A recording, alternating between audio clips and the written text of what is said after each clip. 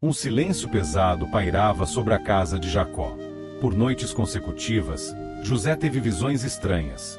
Feixes de trigo curvando-se diante dos seus, estrelas e planetas onrando em um firmamento interno. Intrigado, ele compartilhou os sonhos com sua família. Mas, em vez de admiração, suas palavras despertaram inveja entre seus irmãos e inquietação no coração de Jacó. José era o favorito de seu pai. Jacó viu virtudes únicas nele e o presenteou com uma túnica colorida, um símbolo de amor e esperança, mas também um sinal de rivalidade. Seus irmãos viam José não apenas como o irmão mais novo, mas como uma ameaça ao orgulho e à união da família. E assim, uma semente amarga criou raízes em seus corações. Um plano lento e sombrio começou a crescer. Num dia de seca, José foi enviado aos campos de Dotã para ver como estavam seus irmãos. Eles viram a sua chance.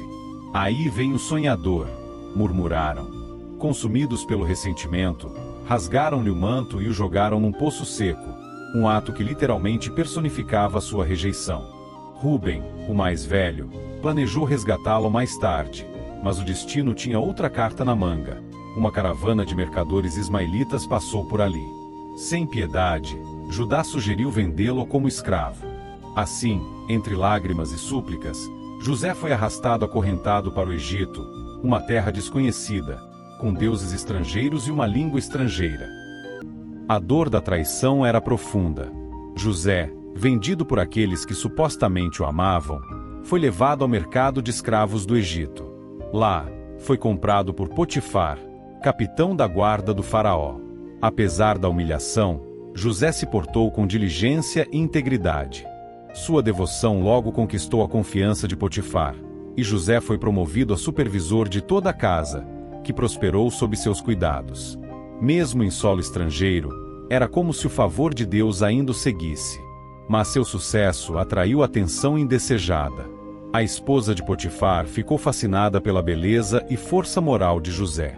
Ela o perseguiu insistentemente, mas José se recusou a trair seu Deus ou a confiança de seu senhor. Um dia, quando ela o agarrou, ele fugiu, deixando seu manto nas mãos dela. Humilhada, ela o acusou falsamente de agressão. Furioso, Potifar mandou prender José. Foi mais uma queda, mais uma traição, tragada pela solidão e pela escuridão. Mesmo ali, a luz de José não pôde ser ofuscada. A Bíblia diz que Deus ainda estava com ele. Ele conquistou a confiança do carcereiro e foi novamente colocado no comando, desta vez sobre prisioneiros em vez de escravos. Dentro daquela prisão egípcia, José conheceu dois prisioneiros influentes, o copeiro e o padeiro do faraó. Certa noite, ambos tiveram sonhos perturbadores, e ao contarem os detalhes a José, ele respondeu com humildade: as interpretações pertencem a Deus. Inspirado pelo Espírito, José revelou o destino dos dois. Como ele predisse, o padeiro seria executado, e o copeiro seria restaurado à sua função no palácio. Antes que o copeiro partisse, José fez um último pedido: lembre-se de mim quando estiver diante do faraó. Mas dias viraram meses, e meses viraram anos. O copeiro esqueceu. José esperou, em silêncio, em fé, mesmo quando parecia que Deus não respondia. Então, certo dia, um alvoroço atingiu o palácio. Faraó tivera sonhos estranhos que ninguém conseguia interpretar. Finalmente o copeiro se lembra de José e o faz ser chamado diante do rei. José se apresenta, humilde, mas com olhos cheios de confiança. Interpreta os sonhos como uma revelação divina. 7 anos de fartura viriam, seguidos por 7 anos de fome. E mais do que interpretar, ele propõe um plano: armazenar a colheita durante a bonança para sobreviver à escassez. Fascinado pela sabedoria de José, Faraó faz o impensável: retira o prisioneiro da cela e o exalta ao segundo cargo mais alto do Egito. José recebe um anel, roupas novas e um nome egípcio. Aquele que havia sido lançado numa cova agora governava sobre a maior potência do mundo conhecido na época. Anos depois, a fome chegou a Canaã. Jacó ouviu que havia alimento no Egito e invejou seus filhos, exceto Benjamim, o mais novo, para comprar cereais. Eles chegaram sem saber que o governante diante deles era o irmão a quem foi vendido. José os descobriu, mas se escondeu por trás da aparência de um líder egípcio, testando seus corações.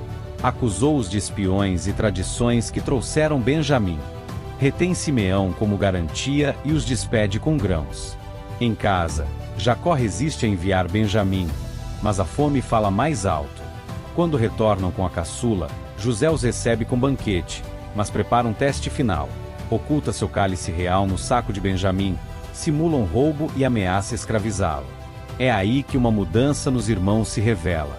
Judá, outrara fria e calculista, implora que leve ele no lugar do irmão caçula. É o momento chave. José, tomado pela emoção, não resiste. Dispensa os egípcios da sala, rompe em lágrimas e exclama: "Eu sou José, o irmão de vocês." Seus irmãos ficam em choque. Mas José o surpreende com perdão. "Não foram vocês que me trouxeram aqui, mas Deus, para salvar vidas." Esse é o ponto alto da história, uma vitória sobre o rancor.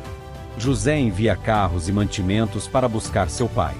Jacó, emocionado, mal acredita, mas parte com sua família inteira ao Egito. O reencontro é emocionante, com lágrimas, abraços e a vitória de um pai que vive tempo suficiente para ver seus netos, a multiplicação da promessa feita a Abraão. Na região de Gósen, os hebreus prosperam. José assegura à sua família terras e comida. Após a morte de Jacó, os irmãos temem que José agora os castigue. Mas novamente, ele respondeu com nobreza: "O mal que intentaram contra mim, Deus transformou em bem." Suas palavras encerram a história com uma das maiores projeções de perdão da Bíblia. O menino que foi traído pelos irmãos tornou-se o homem que o salvou. O escravo virou o líder. O rejeitado tornou-se o restaurador da família. O sonhador viu seus sonhos se realizarem, não para sua glória pessoal, mas para cumprir o plano de Deus. E essa é a mensagem final. Deus usa até mesmo as dores para lapidar propósitos maiores. E se você estiver, hoje, num poço escuro, saiba que o fim da sua história pode mudar o destino de muitos.